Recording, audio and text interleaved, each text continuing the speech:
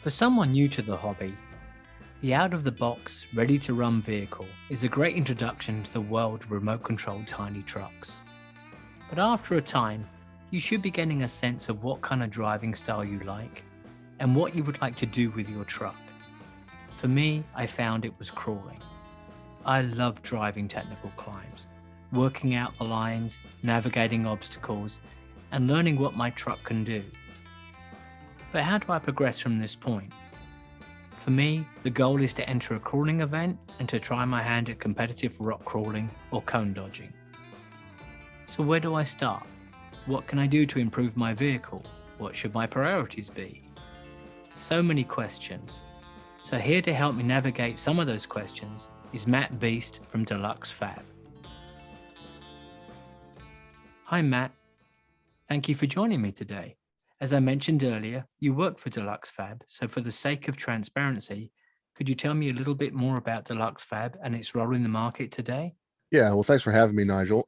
Eric Dye started Dluxfab years ago. He started making crawler parts because he was in the hobby and he saw a niche that needed to be filled. So then he started making all kinds of cool stuff, from stuff for himself, and then it expanded more into stuff for customers. We stand on the shoulders who come before us. None of us come alone, whether it's our parents or the innovators in the business we're in. Before we do it, we have to remember them and that they're important. And without them, we're all starting fresh. Nobody wants to do that. Right. So Dluxfab's a small family-owned and operated company. We all have a love for the hobby. We want to see it grow.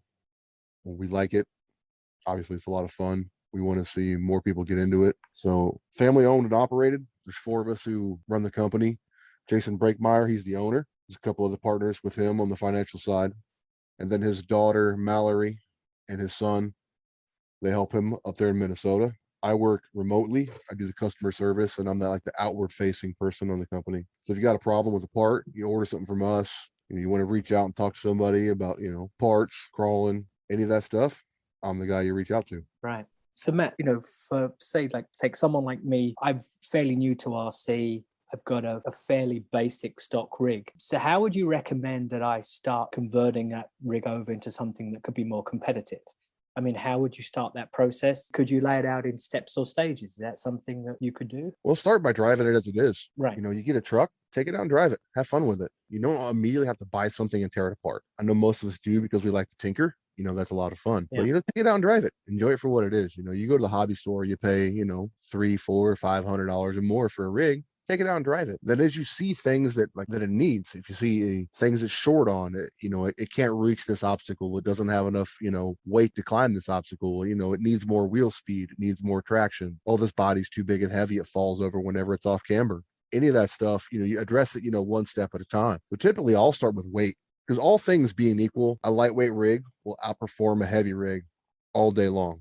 Now you can use weight as a band-aid to cover all kinds of tuning problems. If you don't have enough traction in the truck, well, you can make it heavier. It'll get more grip because there's more mass holding it on the rock. You keep lifting the front tire, it goes torque twist because all these trucks are shaft-driven trucks. Well, all the scale trucks are shaft-driven trucks in the scale side of the hobby. So just by simple physics, you're going to end up pulling one of the wheels up in the front if you're going up real steep and there's a lot of grip. So you can add weight to the front of the truck to stop that. But, you can add some, but too much is a bad thing. There's no, in engineering or mechanical, really in life, there's no be all fix all. Everything's a compromise. Right. You can't add one thing without losing another. So, as far as weight, the simple thing is if there's a bunch of unnecessary stuff on your truck, take it off. Right. If you want your truck to perform, it's cool to say you have a TRX4 with that, big Defender body. Man, it looks cool. But you take that body off and weigh it. Let's say it weighs a pound. And let's say you go buy a simpler, smaller body at the hobby shop, like say a J Concepts, a creep body, if that's your flavor. You put that on there and the thing weighs like 6 or 7 ounces. So you just pulled 10 ounces off the top of your truck. That's massive. The verse side of that is people go and buy all this brass. Amazon has brass, Hobbytown has brass. They have brass everything. I think even Harley did a video a while back where he did a TRX4 and he made it as heavy as he possibly could. So right. Shout out to Harley Designs.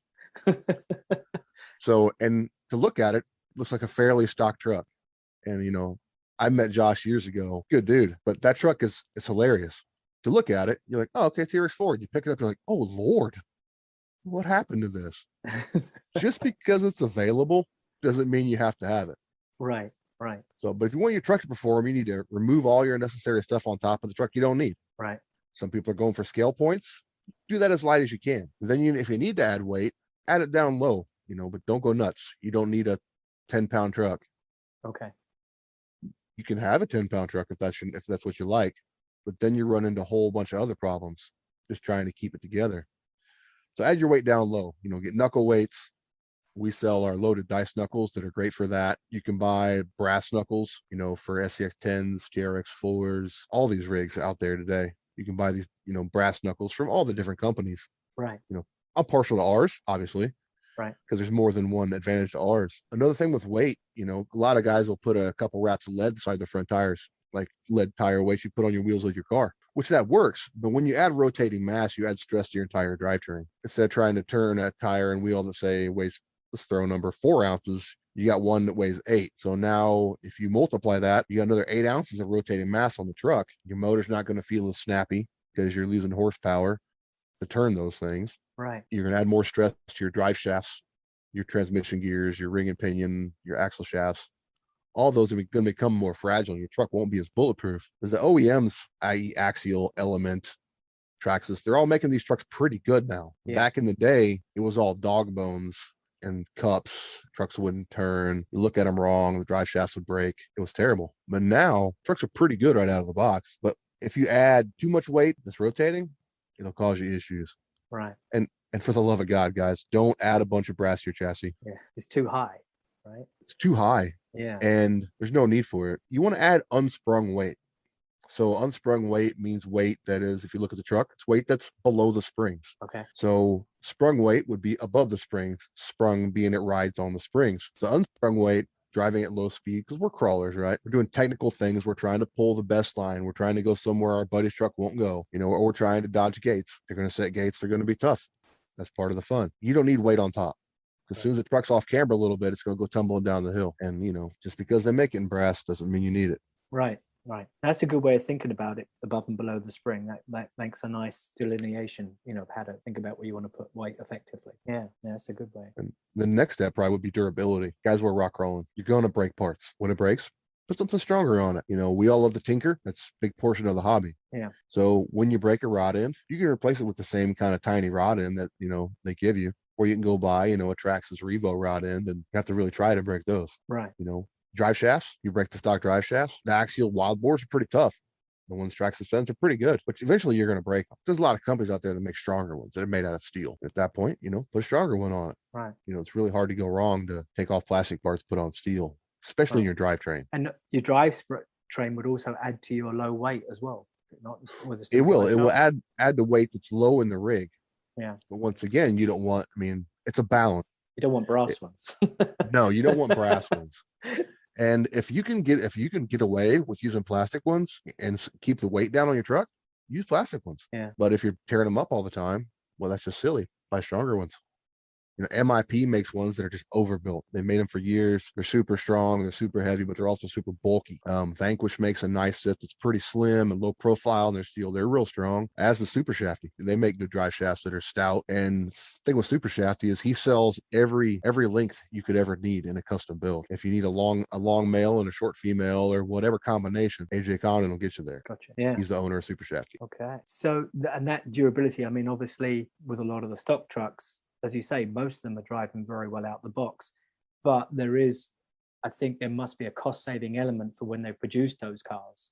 I know on some of the axials, it's like the steering links are plastic, the drive shafts are plastic, the knuckles are plastic. I suppose at some point it's just a matter of time before those things actually give out. So absolutely. So, they're making thousands of these trucks, right? Right. And they need to make a profit. That's the way this works. If they're not making a profit, the company won't exist. Right. So, and they need to make thousands. They need to be able to make thousands of these parts at a good cost for them. So, injection molding plastics are pretty good nowadays, so that's it's a super cost effective way to do it. Also, if your tie rod's plastic, your drag link's plastic, the good thing with that is out of the box, you're going to go drive the truck around your yard or around the creek bed, the first thing you're going to do is pull that trigger all the way back and hammer on it, beat on it. And as a new driver, as a new owner, and a new truck, if all that's plastic, you could tumble that thing down the creek bank. Everything has give to it.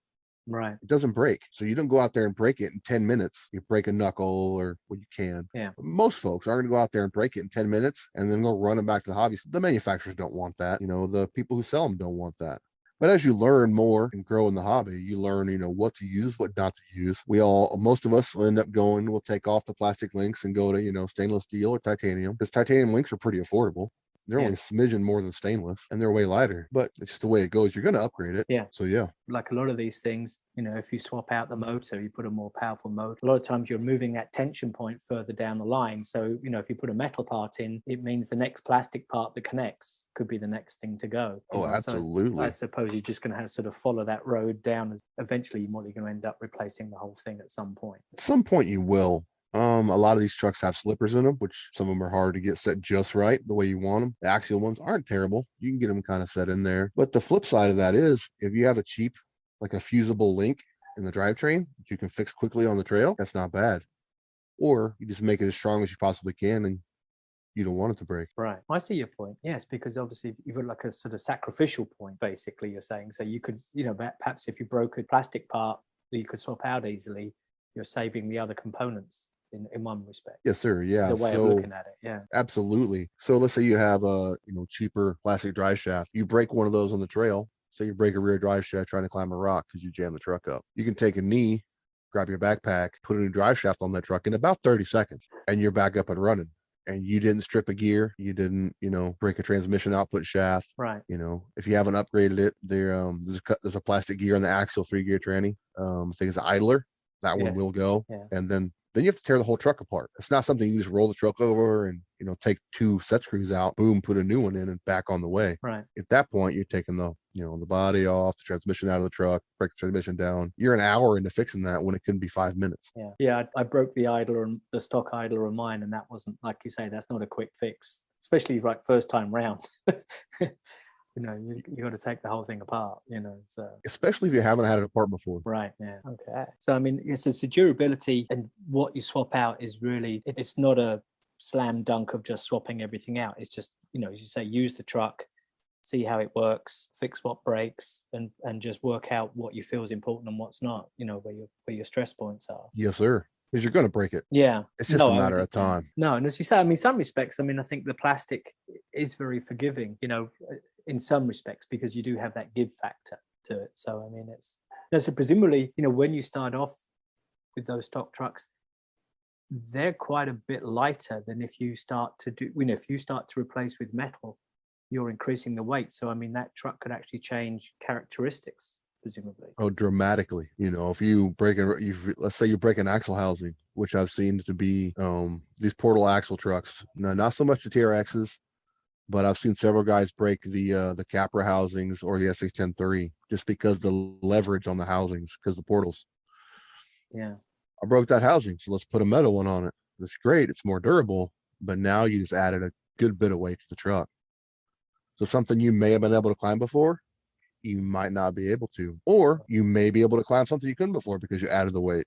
Once again, it's always a compromise. Yeah. So it's not, and I see your point. It's not as easy. It takes a little more experience than you think. It's not a matter of just going and buying a load of aftermarket parts. It's more about reading what your truck does, how it's performing, and where it's failing or where it's succeeding. Absolutely. More than, yeah. Yeah. So a guy that drives his stock truck a lot is probably going to outdrive the guy who spends thousands of dollars on his rig and doesn't drive it. Right. So just drive the truck. Yeah. Enjoy it for what it is. That's the whole purpose, right? You bought it to drive it. Right. Play with it. Go out with your friends. Enjoy yourself. And as things break, you're like, oh, this is a weak point. How can I make this stronger? And that's also, like I said, we're right back to the tinkering thing. All of us love to tinker, whether it's, RC, if it's bikes, if it's trucks, if it's guns, you name it. How often do you leave stuff alone? Yeah. You're going to tinker. That's half the fun. See that. But I think what you're saying is, and I think is an important factor, is it's more about looking at what's going on with your truck as with a view to, like, if you see a failing, you're addressing that with a different part. It's a lot different than just saying, I have my truck, what is everyone swapping out with?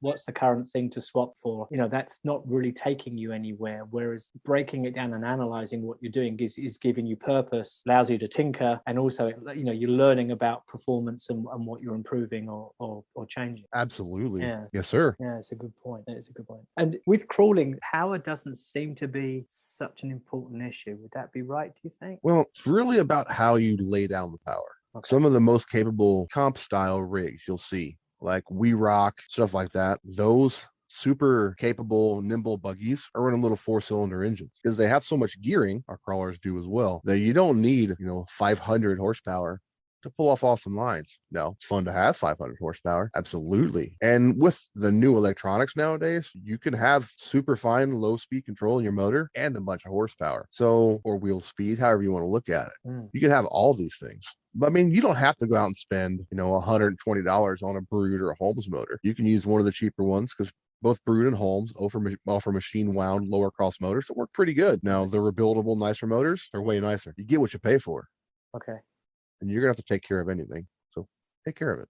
Yeah. So it's not a matter of just going big and bold. It's more of a careful choice. Yes, sir. One of the biggest things you're gonna find in the crawler world is low speed control. So if you're trying to, if you're driving around gates, you're trying to drive something real technical, you need to be able to go slow, not have your truck, over speed, jump over things, go in the gates, take a bounce, fall down, tumble 32 times down into the ravine where you got to walk all the way down through the brambles and briars, find your truck, see if it's broken. Yeah. So yeah, I mean, there's good motors out there. Holmes makes good motors. Brood makes good motors. Tekin, I think they still make motors. Yeah, they're still around. Those are 3 I think of right off the bat. Yeah. A good speed control is critical. I'm pretty fond of the Holmes ESCs. Castle makes good ones too. If I remember correctly, Castle actually makes the Holmes ESCs for Holmes. So, that's a reputable name. Holmes and Castle both. So it's really a matter of what you want. It's out there, brushless. Hobby Wing makes a bunch of brushless stuff. Seems to be pretty nice. Yeah. I have some. Honestly, it's still sitting on my shelf. I haven't used it yet. Seems nice. Other guys use it. They seem to like it. I'm more of a brush motor guy myself. A brush 35 turn is always like a real good place to start. Okay. They're cheap. You can go buy a Hobby Wing 1060 or 1080. They're like $30. $30 to $40, $50 for those ESCs. And your power system was pretty well lined out for a low cost. Back in the day, we had to, the speed controls, all of them that were worth a dang were at least $100, $150. Wow. And now you can go buy one off the hobby shelf for $40. That'll do everything we need to do. They got a decent drag brake. A lot of them are waterproof right out of the box, which is super nice because guys are going to submarine their trucks. Not just a mistake or fall into a creek or carefully crawling up a creek bed. These guys are going to drive it like it's a submarine. Oh, it's waterproof. Send it to the bottom, Yeah. And they find out later how much work that is, and then they quit doing that. Yeah. Trash all your bearings and then you have to rebuild it all the time. Right. Going back to one of the features that you said to look for low end speed and control in your crawler.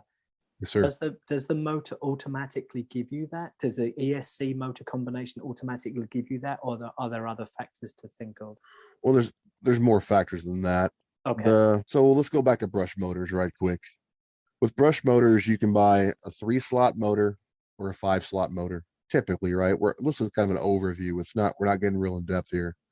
Okay. A 3-slot motor typically is going to make more torque when the motor's running. So it's going to make more torque, but the low speed control is not going to be as fine as a 5-slot motor. Okay. The 5-slot motor is going to have better low speed control, but it's going to give up a little bit in just pure grunt. Okay. What I've found with the motors is the 5 slots, they offer enough torque to get you out of trouble or pop a truck through a bind, but this is a generalization. Most of them aren't going to have enough power to just break your stuff on command. They're going to be kind of a nice in-between spot there. You can feel it. Now you can still break stuff, but you have to try. Okay. Whereas a high dollar 3-slot or some of these puller motors, Holmes make these 400 puller motors. Those things are nasty. Okay. They're super smooth.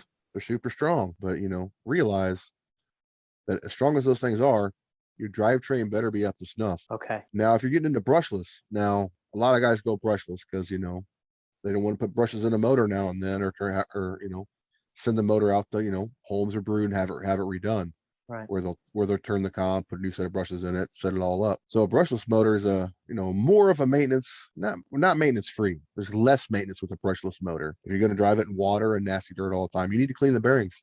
Every now and then, pop it apart, spray the bearings out, electronics cleaner or brake clean, let them get good and dry, oil the bearings up, and put it all back together. Just take care of your stuff. And low speed control, you're going to want, typically, I'd say go censored brushless. But a lot of companies now, once again, Holmes, Brood, Three Brothers, they're getting these little outrunner motors and the 540 and 550 brushless motors that have super good low speed control, even without a sensor. So as that technology improves, you may not have to have a censored motor. Okay, yeah. But obviously, like you say, if you do put a powerful motor in, then you have to be judicious with the amount of power down with a hard pull of the trigger. That's going to go, it's going to find another weak spot on your vehicle. Oh, absolutely. Yes, sir. So it sounds like, really, like you say, so with a brush motor, you can actually get away comparatively cheaply with a pretty nice system with just a mid-range ESC and a 16-turn. There's a 30. If you're going 3 slot, start with a 35 turn. It's a good place to start. On a 5 slot, you can go with 16 or a 13. Yeah. I run 13 turn crawl masters in a bunch of my rigs. I have a couple of 13 turn. So those are 5 slot, right? So they're comparable to about a 30 turn 3 slot motor as far as kV wheel speed. Yeah. Just so people know, kV is RPMs per volt. That's what that stands for. So if you're running, 3 cell 11.1 and the motor's 1,000 kV, the motor should turn 11,000 RPMs. Now that's pretty basic, but that's how that breaks down. So yeah, so I like the 13 turns. Like I said, they're snappy, they're smooth, and they have enough wheel speed to, jump a gap or get you out of trouble or spin mud around, do a little donut. Yeah. But they still carry that super fine low end control. Is the word I'm looking for. And I mean, sometimes you do need to have that little bit of pep. If you're bouncing on a climb, you just want to just give it just a little bit of gas just to pop you up over it. That little bit of extra power can help. Absolutely. So you whether you need to bump up on a climb because the ledge you need to reach is just out of the reach of the front tires, or if you're coming down off of something and you need to blip the throttle just to save your truck from rolling over. Right. Or catch it. Yeah. You need that. So it's all about balance, because if you go too fast, you're going to sacrifice low speed, and then it just gets gnarly, which is a lot of fun. Yeah. I mean, we used to run way too much motor in a race back in the day. Truck could do a standing backflip, but to go crawl on the rocks was absolutely terrible. Yeah. But now the low speed control the Holmes really has been working on is just outstanding. Yeah. You can have that stupid amount of power nowadays and have low speed control with some of these brushless motors. It's pretty cool. Yeah. I was at a competition the other day, and I would say, there was a big percentage of the issues people had was with too much speed, because the truck starts to bounce and move. It can bounce offline, and going through gates, if you go too fast, it may take you through gate 1, but it puts you offline for gate 2. Whereas I noticed some of the other contestants were very slow, very smooth, and they were picking their lines. And as they come out of gate 1, for argument's sake, they're almost setting up for 2. And that speed isn't, they're maximizing that distance between the 2 gates to get their turns and their steering in. Whereas if you go in through fast, you've covered that distance before you're even changing direction. Speed almost seemed to be an enemy in the crawling aspect. You're absolutely right. It's just a matter of having it there when you need it, but being, what's judicious. Yes. Yeah. Is the word you used to, only use it when you need it. The old saying is, just because you have 500 horsepower doesn't mean you need to use it all the time. Right. Or was it walk softly and carry a big stick? I always like that one. Yes, sir. Another thing to touch on, guys. BECs for your servo. Yes, get one. Oh, okay. The battery eliminator circuits in most of these speed controls is not up to snuff to power these big, strong servos we want to run. You end up binding your front end up, turning power to turn the tires and the rocks. It's critical. And the stronger the servo you get, the more power you're going to need to turn that servo. So there's a lot of direct power servos out there now. Just super nice, because you don't need a BEC. You just directly power to the battery, or, buy a BEC. Don't try not to, I don't want to use it because I have a 5 amp BEC on the speed control. No, buy the BEC. Just spend the money, buy it. You'll be happy. Because the trend for the bigger servos definitely seems to be the move right now, doesn't it? I have blown my stock servo. I went with a mid-range aftermarket servo, which also has now gone. And now I've got a direct power, a more heavy duty servo. And so far that's proving to be the right choice, So it's taken me 2 servos to learn that lesson. I tried to skimp through, but I think that the power in those new servos is very nice. That's that old buy once, cry once mentality. Yeah. And with the advent of the internet, there's no excuse to be the word is ignorant of whatever knowledge. We have basically nowadays we have the whole world at our fingertips. If you want to know something, everyone has a phone in their pocket. I think Elon Musk said that on a Rogan interview I heard a while back that we're basically all androids already. The only thing slowing it down is the bandwidth, is how fast we can make our thumbs ask the internet, ask the world what we want to know. Right. So if you want to know something, there's people out there that will happily tell you, or they've already put the information out there. But back to servos, there's a lot of companies that make good ones. It's always better to have and not need than need and not have. Yeah, no, I get you on that. I was surprised. I didn't think there'd be that much difference, but I have a Holmes Hobby direct power servo now. But what I do know is how much stronger and how much faster it is. And I don't consider myself an experienced person, but it is a very noticeable difference, remarkably so. And it actually helps, if you sort of shimmy the front, if you're trying to get aligned on a climb, or you're trying to move your truck over a little bit, by wiggling your steering, it makes a difference. Far more an effective maneuver. I was surprised. I didn't think it would make that much difference, but I'm a believer now. I really think that's the right move to do. Absolutely. I mean, there's 3 things you can do to the truck. You can go forward, backwards, and steer. So the servo kind of in that little trifecta makes up a third of that. So it's important. And like I said, when you do that shimmy and you got a servo that makes 600-800 inch-ounces of torque, and you can just flick the wheel on the steering on the controller, and it just goes slides down the hill, puts you right where you want it to be. Yeah. Or if you're driving into a bunt, you drive it in like under a little V-notch or something, and you can't turn the truck. It's super frustrating. When you put a big boy servo on there, you can make the truck do what you want it to do. It'll do what you tell it, versus you're turning the wheel and nothing's happening. Yeah. Absolutely. No, it's important that.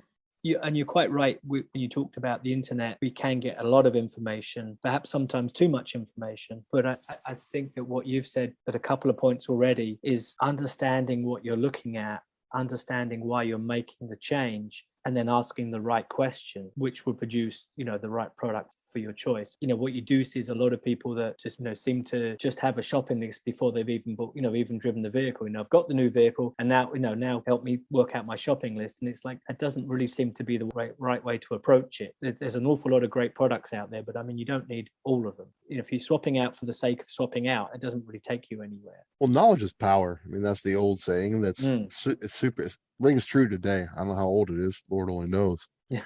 But like I said, there's so much information you can have at your fingertips. Now, it's the internet, so everything you read is true, right? Right. Sure. Oh, yeah. So, but if you do a little asking, do a little digging, do a little reading, you can find good products out there. If you burn up your speed control, you can do a little digging. You can go buy one of those hobby wings. Those are good. And let's say they're, around $40. Or you can step up, and spend $70. I think they're $69.99 before shipping, is for a Holmes Hobby, a BR Mini. Now that thing is not much bigger than a postage stamp. I mean, it's probably 1.5 inches by 1 inch, and it'll do 6L lipo. That's a brush speed control. It's decased. You can buy them waterproof. It's, a 1/4 inch thick. It'll fit anywhere, and it's tiny. It's got great low speed control. It's got a decent, battery limit. BEC stands for battery eliminator circuit, by the way. Right. It has a decent one in it, and they're amazing for the money. You really can't go wrong. And talking about back to weight's an issue, and you can buy those little tiny speed controls, and you end up money ahead to buy the right stuff the first time. I guess that's really what I'm getting at. Right. But you could see if weight saving, especially when most of your electronics are above the chassis or are sprung weight, reducing that is another way of getting down the weight control that you mentioned, making everything lighter on top of the vehicle. Using something like that would be a nice way to go. Absolutely. Also real estate. Yeah. There's not a lot of room. That's once you got your servo, your receiver, your BEC, if you're running one, or a direct power servo, you grab your winch. If you want to do a winch, class 2 or class 3, you don't want that winch. You need the wiring for that. Then you got to put your battery somewhere. And then in the scale side, you still want it to look good. Yeah. And then you have to figure out, how to hide all this stuff and make it look good. and put the weight where you want it. So less components or smaller components makes that much easier. Right. On a lot of my rigs, like my first love for the hobby is the what people call pro comp rigs or sportsman rigs. They're WRCCA rigs versus Sorka rigs, which a lot of us, that's the big one right now with Sorka. Sorka's huge, it's massive, it's growing gangbusters. But I love the WRCCA stuff, which those trucks are performance first. You got a set of rules, you got tire size. But after that, it's on you. What it looks like, as long as it fits within the rule set, doesn't matter. And it's, everything's performance first. So at that point, the grams, how small you can make stuff, all of it's critical. Where you put each ounce on the truck may be the difference between you winning and losing, or making a climb and not making the climb. Because the constraints, you don't have to match a scale vehicle. It's basically you're building like the ultimate crawler, effectively. Yes, absolutely. Yes, sir. That's the thing. Yeah. So if you take off all the constraints of here's an example. If you go buy a pickup truck, or let's say a Jeep, go buy a Jeep off the showroom floor. You put all these cool parts on it from all these companies, that's going to be a pretty capable rig. Now that truck is not going to hold a candle to a scratch built two buggy rig a guy's going to build in a shop that's built for one purpose from the ground up. Yeah. The Jeep's not even going to hold a candle to it. It's not even going to be close. Right. There's all the different factors, approach angle, departure angle, blah blah blah. It goes down the line. Yeah. And so then what you've got the ability to do, unlike a one-to-one, is you don't need to worry about the driver or the weight and the fuel and stuff. But I mean, the rigs you're talking about are just pure crawling machines, really. It's about putting the weight in exactly the right place, putting the right amount of power and weight distribution. It seems way more critical. I mean, you obviously must be analyzing everything with those rigs. Yeah, it's performance first. Was it form follows function? Right. Did I say that right? Yes. Okay. Yeah. So yeah, really. So yeah, you don't have to worry about a big body getting in the way. Yes. That's kind of the heart of Dluxfab is this performance first philosophy. Obviously, we want to grow the hobby. We love the hobby. We love our customers, but we want to make the most capable rigs, the most capable parts, so the customer can make the most capable rig possible. Okay. So if there's a part, this part works good, but we can make it better. That's what we're going to do. The full on comp rigs, as says, I'm going to say the pro class or sportsman class. Just so we know, the pro class is an MOA, stands for motor on axle. Right. So you got, one motor on each axle. You got 2 speed controls, so you can independently control the front and rear axle. So that's an MOA, a pro class truck. A sportsman class is more like the shaft. It's a shaft driven truck, 1 motor, 1 servo, but okay. It's taken to the extreme. Capability of those trucks is just draw drop. Basically, if you could put 1 tire on top of it, get a hold of it, it's like a rock climber. If that rock climber climbing that big rock face, if he can grab 1 ledge, he's going up. Right. Those competition trucks like that, yeah, if you can grab 1 ledge, you're going up. Wow. The scale trucks are fun too. So I'm not trying to poo-poo on either one. No. They both have their place. They're both a gang of fun. Mind you, I think if you can understand, if you look at the sort of pro classes, like the pure science of it all, you're building something like that is a technically designed rig, and whereas the scale trucks, you're trying to emulate something in real life. It's not going to perform the same as the buggy, but you're trying to get something different out of it. And I can see both sides. I do like the scale aspect of it because you have that sense of realism and it's something everyone can relate to. But then on a straight performance side, the pro rig is like, well, what if, what would it take to make something that would like be the ultimate crawling machine, which is exactly what you're doing. So absolutely. It gives you incredible bandwidth when you understand both camps, in that respect. Yes, sir. So, that's a perfect way to say it. If you can understand how the pro rigs, the performance first, the truck that is what it is based on what it needs to be to perform a task versus something. So another analogy would be like a skinning knife for skinning a deer. Right. Versus trying to skin it with a Swiss Army knife, or trying to cut your vegetables up for dinner with a Swiss Army knife, a little pocket knife, or using a sharp chef's knife. Right. Yeah. It's the right tool for the job. Yeah. It's not pretending to be anything it's not. Right. It doesn't have to, fit this or fit that. It's exactly what it is. It's kind of pure, where the Sorka rigs are kind of pretending to be something they're not, which I see the fun in that. Deep down inside all of us, men, women, whatever, we're all still little kids. Yeah. You see something, you're like, like a Matchbox car, you're like, ooh, you drive it across the table. Even when you're old, you'll pick it up at least once or twice. You push the thing across the table. Yeah. And I think that, that tiny child is inside every one of us. Right. And at the end of the day, whether people like it or not, that's kind of what we're doing with these RC trucks. Yeah.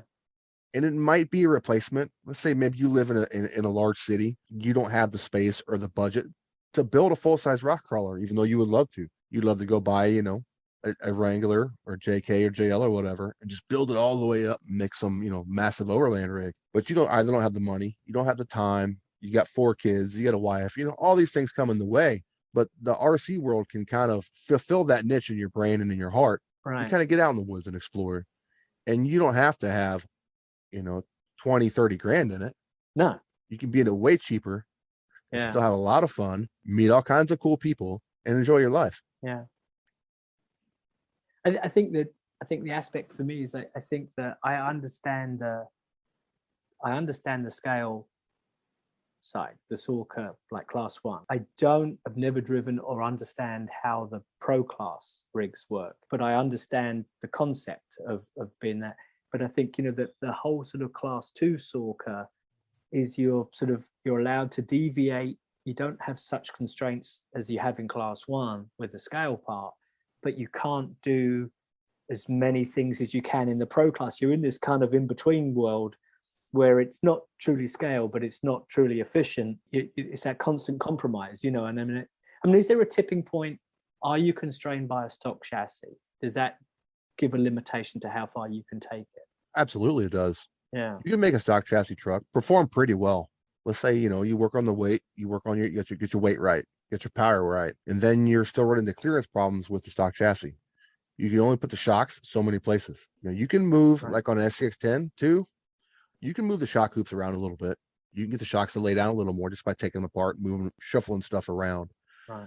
Same with the Traxxas trucks. You can take the parts and shuffle them around and make it better for what it is. But at the end of the day, let's say you take that truck and you drive it, it's good. You buy a properly engineered aftermarket chassis that has proper suspension geometry designed into that. The truck's going to perform better. You're going to have more clearance. You're going to have a lighter weight. Go from a big heavy steel chassis to a lightweight carbon chassis. You can put the center of gravity exactly where you want it. You can put the motor exactly where the transmission exactly where you want it. Right. You're not confined by, the penny pinchers, the accountants at Axial or Traxxas telling you what you can and can't do. If you want to take out that big transmission, put in a lightweight transmission, like a hamburger or a cheeseburger, which we sell, you can do that. You take a transmission out, put a lightweight one in there. Right. You can take all this extra stuff off the truck and make it lighter, make it better. That being said, the old adage that hard work beats talent if talent doesn't work hard. If the guy drives that stock truck a lot, chances are he's going to outdrive the guy who throws money at it. The guy who throws money at it, lots of money, if he doesn't drive, doesn't matter. Right. He's going to get embarrassed. Those guys usually quit. Yeah. Think they can buy it instead of just driving it for what it is and enjoying themselves. No, I mean, I can see that. Yeah, I mean, if you practice, like everything, if you spend the hours driving your truck, you're going to understand how it moves, your tipping points, your stalling points, your grip, how much camber you can run. Whereas if you don't drive, those things are, you're going to come unstuck right off the bat without even doing anything, aren't you? Or you just can't pull those same lines your buddies are pulling. That's embarrassing. Yeah. Nobody wants that. So you take you said, you take your truck, as far as you take it on a stock chassis, an aftermarket chassis, you buy a good one, it will improve the truck. Okay. Is there a marked difference in your opinion? I mean, big time difference between when you make that jump from a stock chassis to a aftermarket chassis? Yes, sir. Geometry on suspension is super important. Okay. So you won't need as much, weight band-aids to make the truck do what you want it to do. Like I said, you gain more clearance, you gain more flexibility to do what you want to do with it. Oh, wow. A lot of these rails they're flat rails, right? So people call them belly draggers, or there's a million terms for it. But at the end of the day, it's geometry and real estate. Where you can put links, where you can put shocks and weight. Okay. So if you know that your geometry is good, so you're putting the weight in the right places, you've got good geometry, so that means you move away from the weight factor and you start to, so those rigs become more lightweight rigs. Yes, sir. Definition, because your geometry is good to start with, so you're not compensating as you would do with flat rail chassis kind of thing, like a stock chassis. Yes. So if you build all that on your stock chassis truck and it's working pretty good, you should see a marked improvement when you buy a quality aftermarket chassis. Gotcha. Yeah. You're taking steel off and going to carbon fiber or G10 or whatever flavor you pick. Yeah. There's a lot of them out there. Seems to be more coming, isn't it? I mean, People see the market. Yeah. The scalar market's exploded. Yeah. And people want to fill the niche. People want to make $1. Nothing wrong with that. No, not at all. The only thing is, I suppose it's a little bit buyer beware. With those, you're starting to move into custom parts, and you need a certain base technical knowledge to start with. You need to know what you're doing and how to put things together. Whereas like an RTR, I can get the manual, I can look up the part, I can replace the part, or find a aftermarket part that matches.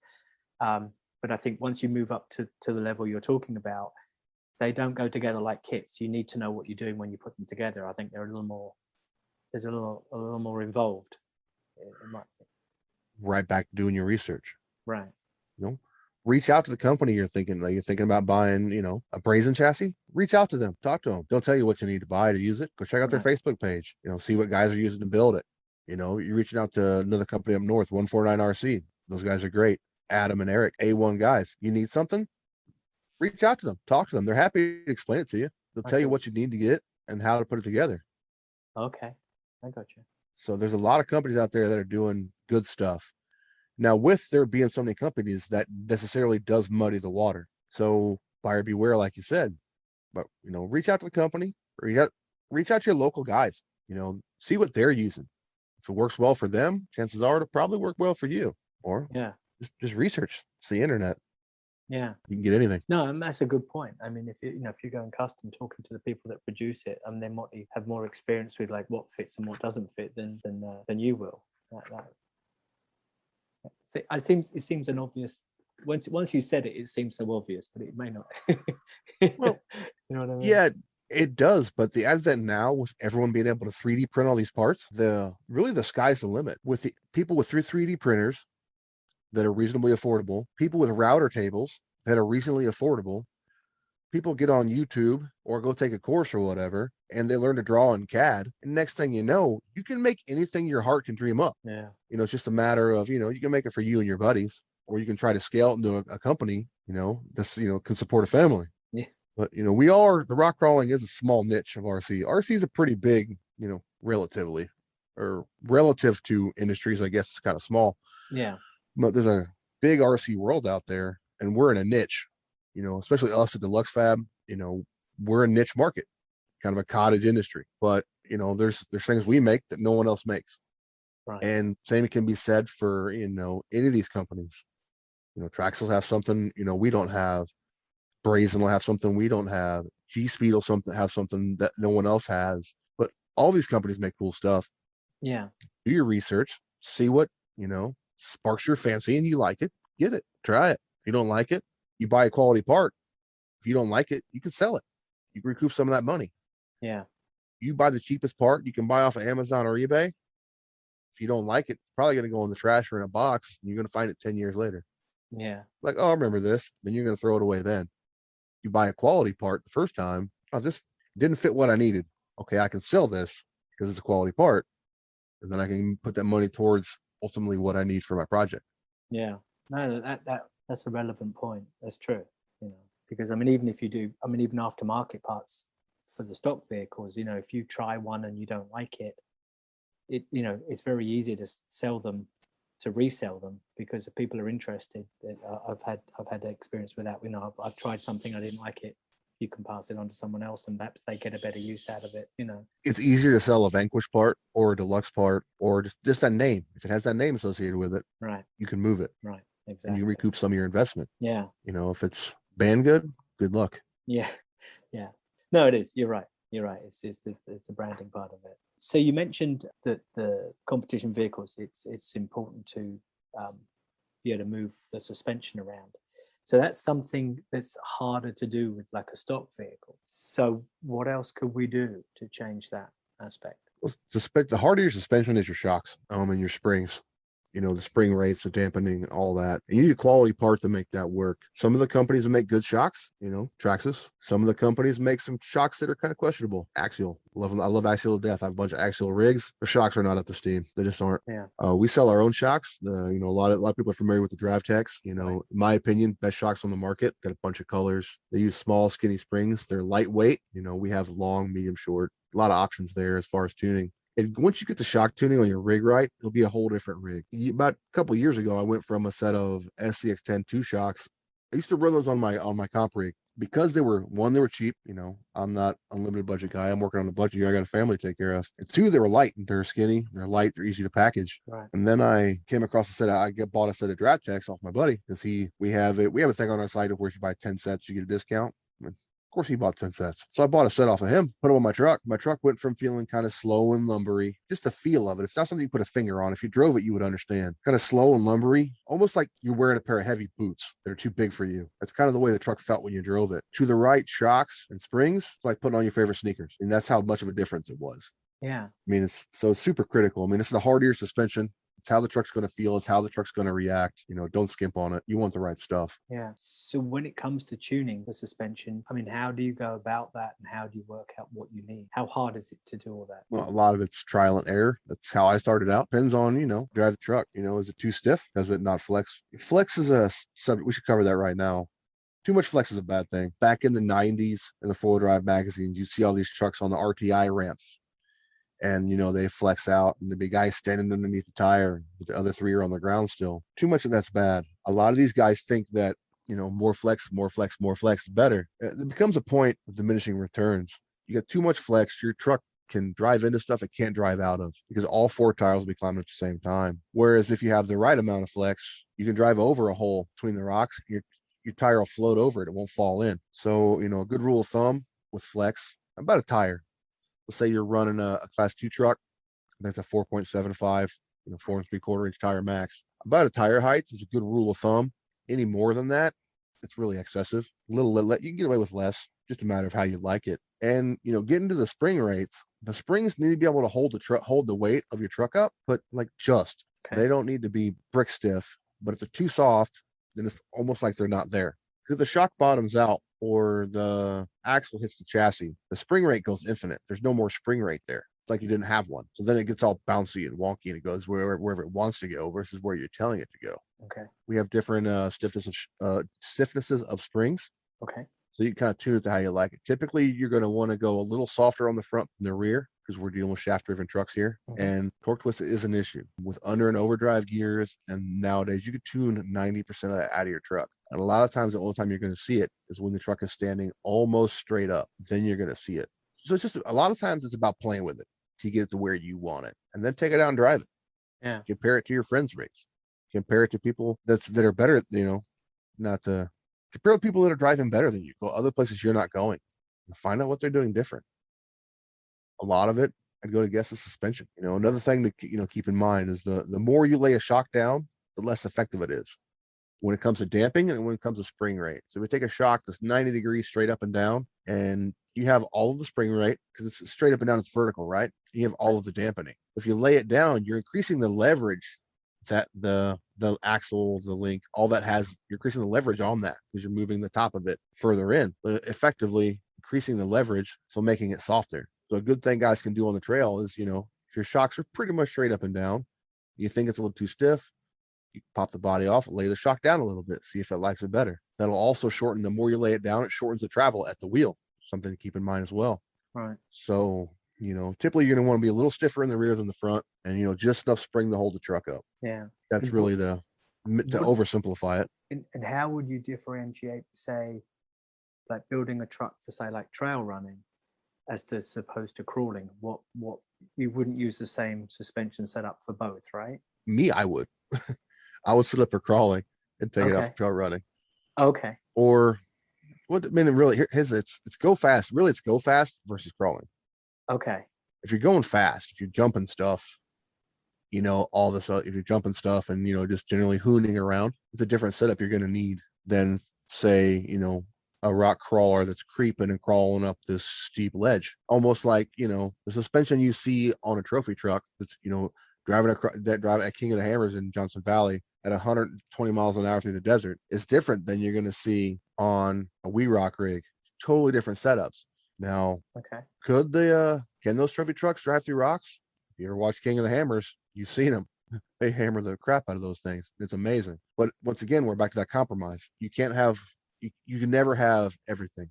You can have one or the other. So you try to pick, what do I want to focus more on? Do I want it to crawl better, or do I want it to jump through the whoops better? So that's just kind of the way it is. Yeah. So the crawler, so I mean, presumably you want a sort of fairly fast action, responsive shock for speed. Yes. And then you're looking at a slightly slower, more what's the right word? Controlled. Yeah. So you don't want your vehicle bouncing so much. You just want it to just move slowly, like, sort of flex slowly. Is that what you're kind of looking for, you think? Is that the right way to say it? Yeah. You want it to be slow, controlled, and deliberate. Okay. And not be bouncing around all over the place, Yeah. So I guess that's the best way to put it. Yeah. So you need a softer setup because you're not going to jump the truck. Well, you might if you're a knucklehead. It's fun anyway. I mean, if it's a trail truck and you just drive on trails and having fun, get away with a lot. You don't have to great setup. But now if you set some gates down and you want to do better than the other guy, you're going to start digging into the technology and finding out how it all works and how to set it up. Yeah. If the springs on your car you drive every day, they're literally just enough to hold that car up. If you go out there and lean on it, it goes down. You know what I mean? Or you sit on the trunk lid. Right. Scratch the paint. Anyways, you can bounce that car just by walking up to it, pushing it up and down. And it should be fairly easy for you to push your crawler up and down as well. You should push it down and it should come back up. You don't want it to just bounce over and over and over. That's where the oil comes into the shock. You need the dampening. Okay. But it needs to be just enough to hold it up, because then trying to figure out a way to explain it. Basically, you need just enough spring rate to hold the rig up and control your suspension. Any more than that's wasted. Okay. You don't need it. So the spring rate controls the weight of it. So your spring rate is determined by the weight of your vehicle.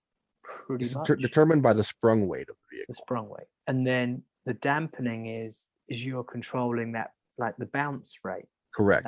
If you say drop a wheel in a hole, you don't want the car to be like rocking around. You just want it to like flex, to just move a little bit to accommodate the drop, and then not to overcompensate.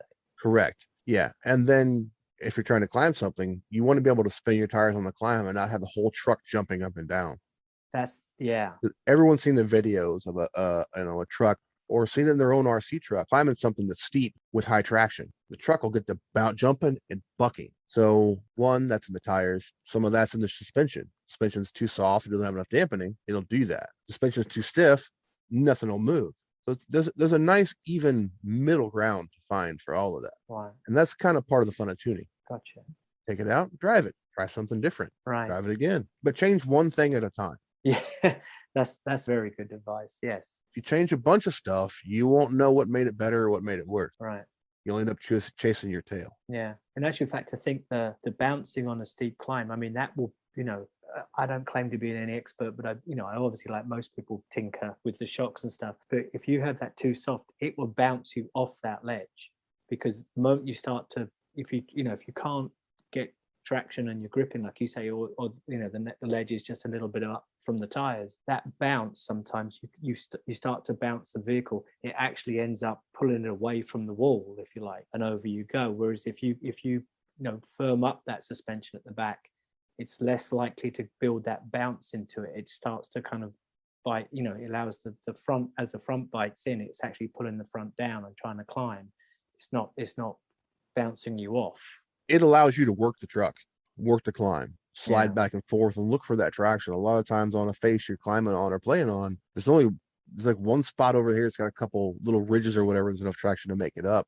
And if your truck's too bouncy, you can't work the truck over there, because stuff's too soft, stuff's too stiff. And the oil in the shock, well, obviously that's for dampening, it'll keep you from doing so much of that bouncing and control it.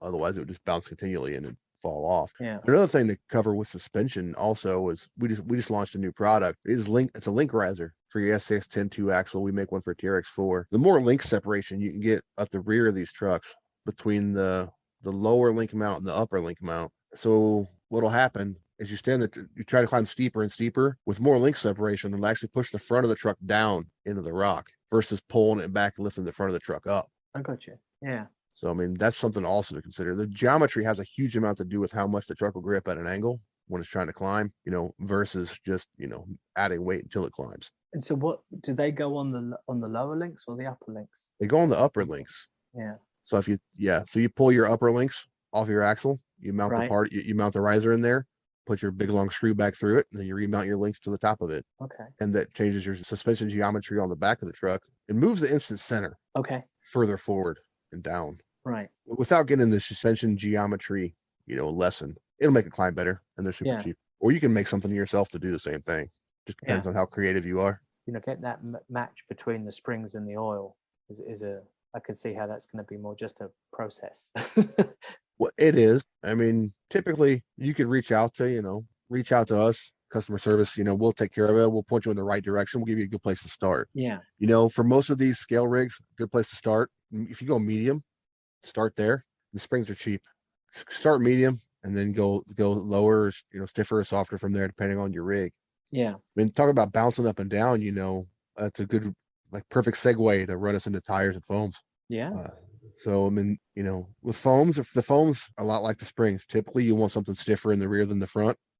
You talk about that bouncing and that bucking.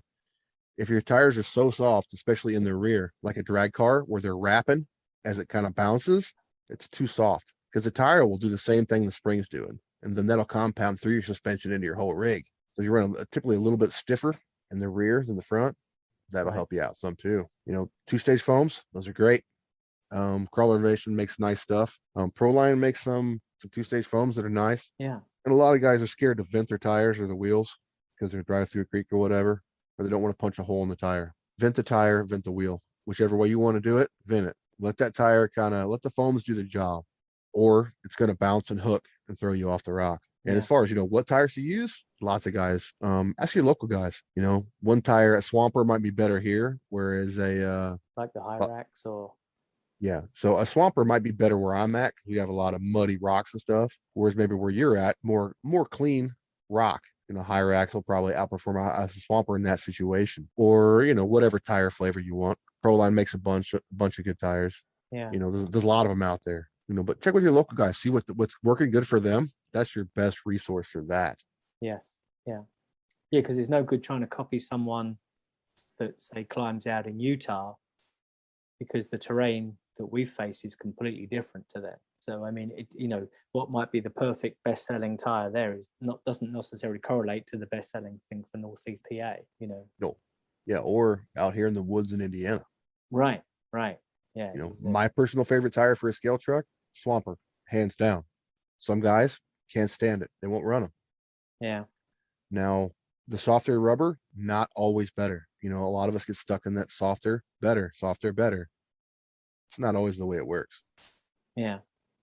So don't get stuck in the softer compounds, because they can get too soft. Then they don't actually grab anything. Like the little lugs on the tires, the little fingers, they just lay over. It's like a rock, like a rock climber with weak fingers. Yeah. Because they're too soft. The fingers are too soft. They can't hold on to any ledges or any little imperfections in the rock to pull you up. So don't get stuck on the softer is better bandwagon. No, that's a good analogy, because if they're too soft, they'll just flex and then go over, past a rock and allow the next one to bend and flex. Whereas if it's a little more rigid, it actually bites and gives you the traction, doesn't it? Yes, sir. Yeah. I've seen that. I have seen that. It's. I mean, like all these things, I think you've said it more than once. Like research and questioning before you go. It's huge. I mean, we are very fortunate, and we have a huge variety of things to choose from, but making sure we've got the right product for the right application is the name of the game, really, isn't it? I mean, again, it's like that thing, you just got to take time, get your phone out, get on the computer and start asking the right questions. Go out and drive. Yeah. Take your truck out and drive it. I mean, if we can hammer one thing home, go drive your trucks. Don't let them sit on the shelf and look pretty, which is nice. Oh, that's cool. Go drive it. Go hammer on it. Go beat on it. Go break it, fix it, and do it again. I mean, that's the whole point. Yeah. obviously, I'm here representing a company. We're trying to make a dollar. But at the end of the day, it's the hobby. It's the love for the hobby, and it's not just the trucks, it's the people. A lot of times you go to these comps, you go to these events, you're on Facebook. The trucks are cool. I'm going to steal a quote from another podcaster. The trucks are cool, but the people are cooler. So that's not mine. That's from Ronnie at C10 Talk. But I have to give him props. It's the people, However you get together with people that are like-minded, go out and do it. It's so much fun. Get out of the house, get off the computer, go out in the woods, live your life. Yeah. No, it's true. Relationships are everything. You never know who you can go out there and meet up at the park, down in the creek bed and go driving with. That guy, he might be a guy that he needs help right now. He needs somebody to talk to, or he might be the guy who's on top of the world, living the dream and has the best life ever. You never know. But we all share the same common thread is the love for the hobby and, liking the trucks and tinkering and trying to make stuff better. It doesn't get much better than that. No, that's a good point. I mean, if you're not enjoying it, then you need to find another hobby. There's plenty of them out there. Yes, there are. As many people found out with COVID this last year. How many people picked up new hobbies just to lay them down as soon as they went back to work? Yeah. And if if people found the RC hobby because of COVID, welcome, hang around. It's a fun time. Yeah, no, it is. No, especially if you like to tinker. I mean, it's definitely a hobby that you get involved with. It, it's very different. You've got plenty of choices, and you can personalize everything, and even learn something along the way. Yeah, I think there's an inherent drive in all of us to make things better. Yeah. Whether it's reorganizing your silverware drawer, or it's fixing up your deck, or a truck, or whatever it is. You want to improve it. Right. If we're not improving it, we're stagnant. Yeah. If we're not moving forward, we're literally moving backwards because other people are going to move forwards. But I think it's one of those.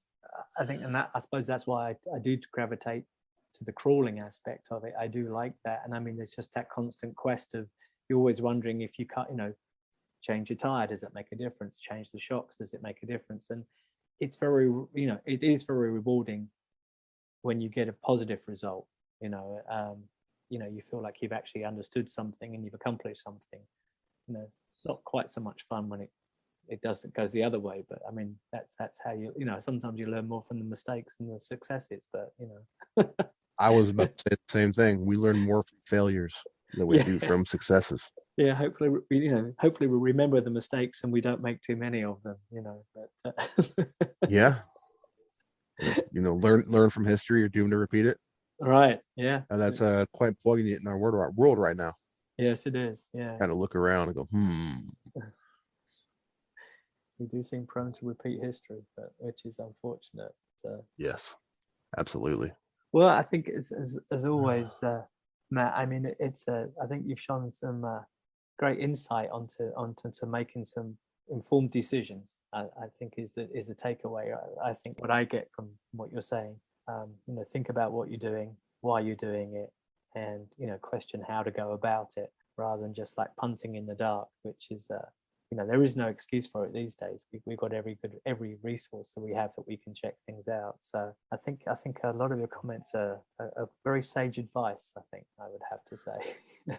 I think the old saying that ignorance is no excuse. Yeah. Now more than ever. Yeah. There's so much knowledge out there, and not just from the veteran guys, but from guys that got into it yesterday. They learned 3 things yesterday. Let's say they learned 3 things yesterday, and out of those 3 things, 2 of those might be something that me as a veteran RC guy, be clear about that. No stolen valor here. As a veteran RC guy, doesn't know. That new guy might teach me something tomorrow. Yeah. And we got to have an open mind. If we're not willing to be proven wrong, or we're so stuck on an idea that we can't have an open mind, that's just terrible. We'll never learn anything. No, you're absolutely right about that. It comes from every corner, sometimes. You just have to be open to receive it. Just like looking around in the house for something. Like, honey, where is this? It's right in front of you. Oh, thank you. You were looking right at the whole time. That never happens to me ever, Matt. No, never. Nope, never. Nope, never. No. I think it's been great. I really appreciate your time and you taking time to talk to me. And I think you've offered some really solid advice and some great insights into how to move forward. So I'm looking forward to putting some of those things into practice. Well, hopefully we didn't go too far down the rabbit hole and lose everybody.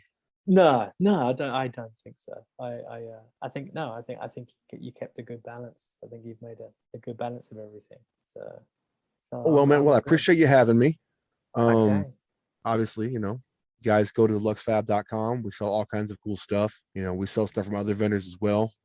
We stock Holmes Hobby stuff. We sell super shafty stuff. We make the Draft Tech shocks, which best shocks on the market, hands down, in my opinion. Maybe a little biased, maybe.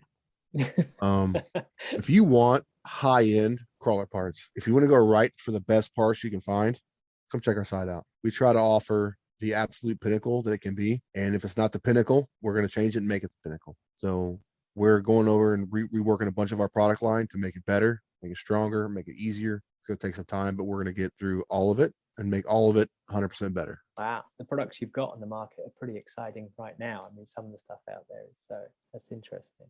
The owner, Jason, has got an amazing mind for these parts, for these trucks. The owner, Jason, is just as passionate about the RC stuff as he is about one-to-one. So he also runs Iron Rock Off-Road. So if you've heard of those guys, they make one-to-one parts, and they're all made in America, designed, engineered, right out here in America. He brings that same passion, that same drive to the Dluxfab side. So, to take what Eric built in the beginning and build on top of it, it's an epic opportunity, and I'm glad to be a part of it. Right. What is the website for Dluxfab, Matt? It's www.deluxe, DLUXFAB.com.